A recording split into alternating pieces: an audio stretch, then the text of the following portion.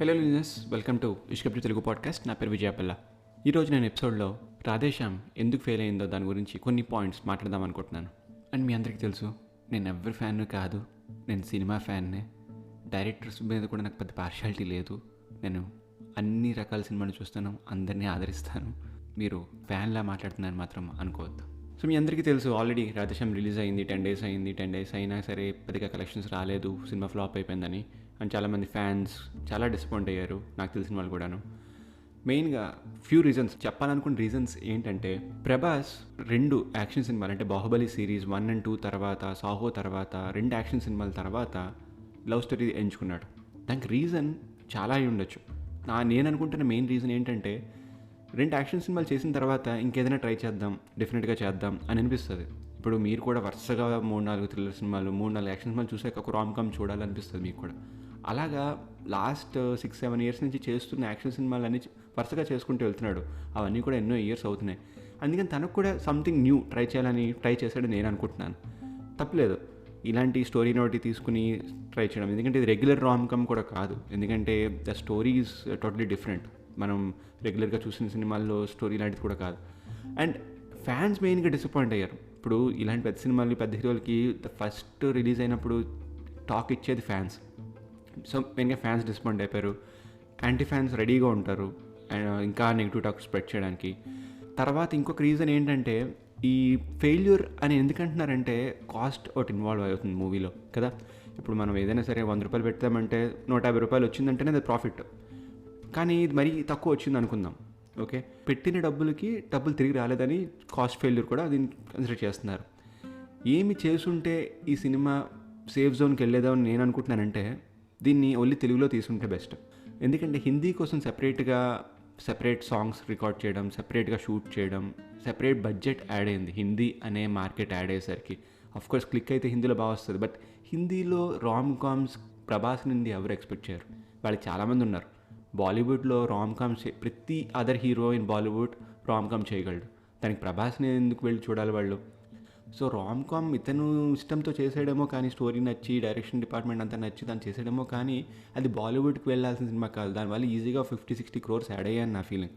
Okay, so Radhe Shyam ఓవరాల్గా ఒక 170-200 crores budget అయితే, ఆ 50-60 crores ఏదైతే ఉందో బాలీవుడ్ కోసం యాడ్ అయ్యింది, అది పక్కకు పెట్టేస్తే 120 అయ్యేది. ఇంకా మలయాళం, తమిళ్ కోసం స్పెషల్గా చేయాల్సినవి అన్నీ కూడా ఒక 10-20 crores పక్కన పెట్టుకుంటే 100 crores ఆగిపోయేది బడ్జెట్, తెలుగుకే తీసుకుంటే.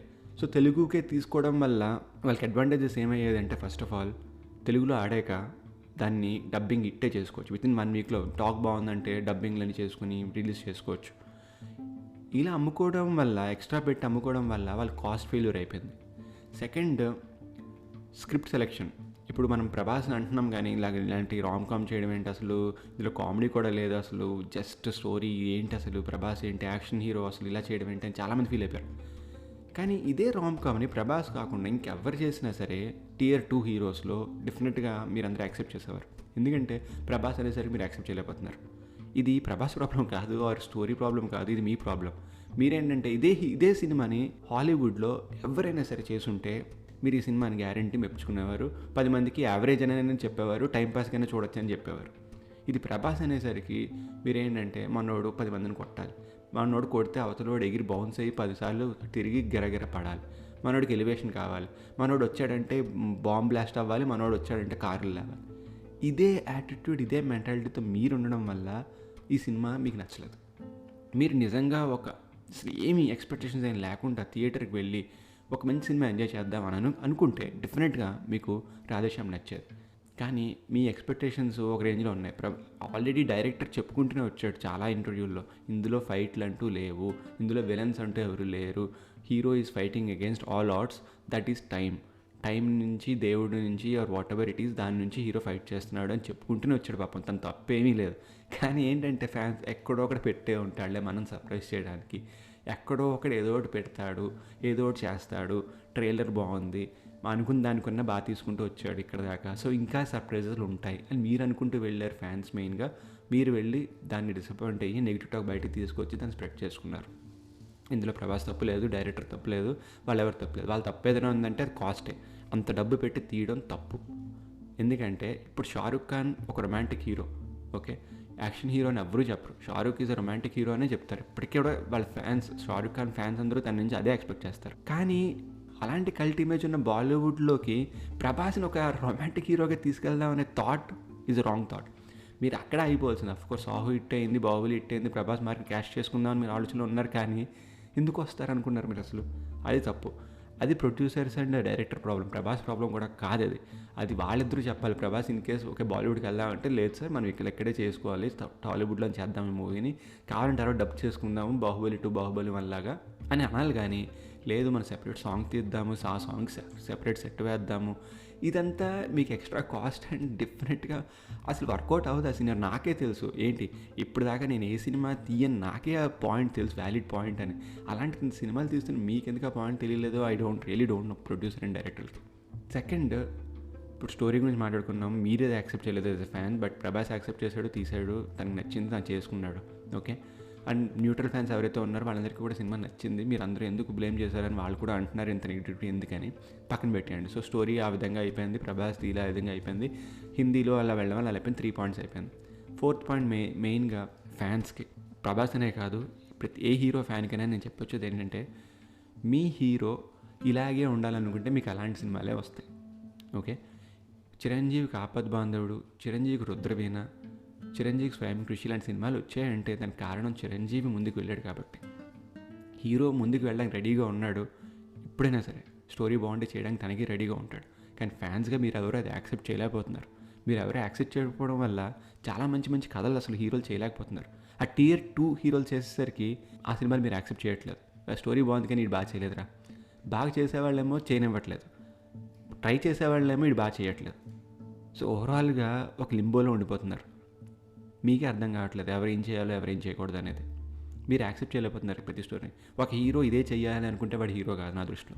హీరో అంటే వాడు అన్ని క్యారెక్టర్లు చేయాలి, ఆర్టిస్ట్ అన్నాక అన్నీ చేయాలి. అంతేగాని లేదు మా ఓడిలు 10 మందిని ప్రతి సినిమాలో 10 మందిని ఎందుకు కొట్టాలి, పిచ్చా ఆడికి ఏమైనా? స్టోరీని బట్టి కొట్టాలి. స్టోరీలో డిమాండ్ చేయకపోతే మీరు డిమాండ్ చేయడం ఏంటి?